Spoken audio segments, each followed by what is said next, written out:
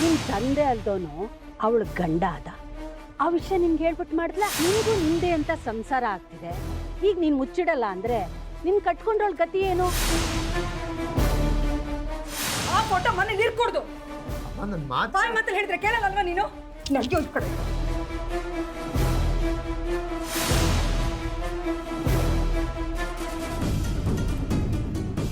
ಆದಿ, ಏ ಆದಿ, ಅಮ್ಮ ಯಾಕೋ ಅಲ್ಲಿ ಕೂತಿದ್ಯಾ? ನಿರೋಶೈಲಿ ಇಲ್ಲೇ ಶಾಪಿಂಗ್ ಹೋಗಿದ್ದಾಳೆ. ನೀನು ಅವಳ ಜೊತೆ ಹೋಗ್ಬೇಕಿತ್ತು. ಯಾಕೆ ಬೇಜಾರಲ್ಲಿ ಕೂತಿದ್ಯಾ? ಏನಿಲ್ಲ ಅಮ್ಮ, ಹೀಗೆ ಯೋಚನೆ ಮಾಡ್ತಿದ್ದೆ ಅಷ್ಟೇ. ಏನು ಯೋಚನೆ ಮಾಡ್ತಾ ಇದ್ದೆ? ಏನಿಲ್ಲ ಬಿಡಮ್ಮ. ಏನಂತ ಯೋಚನೆ ನನಗೆ ಹೇಳ್ದಿರೋ ಅಂಥದ್ದು? ಸುಮ್ಮನೆ ಹೇಳ್ದೆ ಅಷ್ಟೇ ಅಂತ ಏನೂ ಇಲ್ಲ. ನಿನ್ನೆಯಿಂದ ಗಮನಿಸ್ತಾ ಇದ್ದೀನಿ. ಯಾಕೆ ಒಂಥರ ಇದೆಯಾ?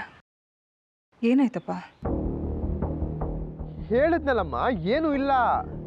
ನನಗೆ ಗೊತ್ತಾಗುತ್ತೆ ಕಣ, ನೀನೇನೋ ಯೋಚನೆ ಮಾಡ್ತಾ ಇದೆಯಾ, ಕೊರಗ್ತಾ ಇದೆಯಾ ಅಂತ.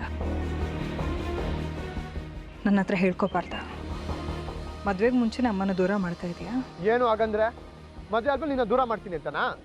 ದೂರ ಮಾಡ್ತಿದ್ಯಾ ಅಂದರೆ ನನ್ನಿಂದ ದೂರ ಹೋಗು ಅಂತ ಅಲ್ಲ.